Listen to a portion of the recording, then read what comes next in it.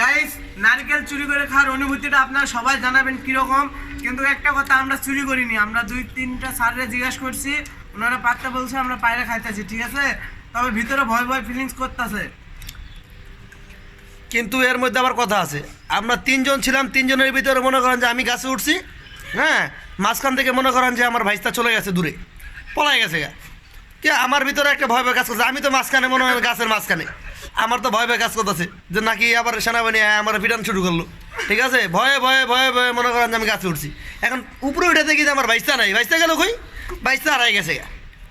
হ্যাঁ, আরেক ভাইয়া ছিল, নাম হলো সাগর, উনি আর কি ক্যাচ ধরছে, ক্যাচ ধরে মনে হয় 3টা ডাব মনে করেন নারকেল মনে হয় ধরছে।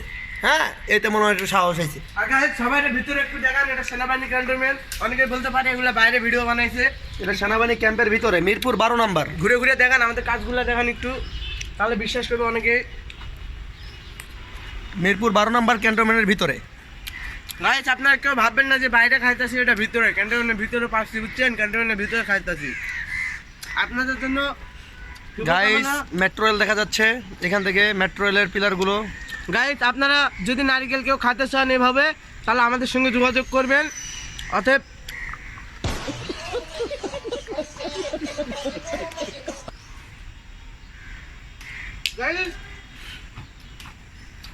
একটা খাইতে গাইস, আরেকটা রাখছি, এটা রাতে এনে মুড়ি দেয়া মাখায় খামো, যে 2টা রাখছি, ঠিক আছে গাইস।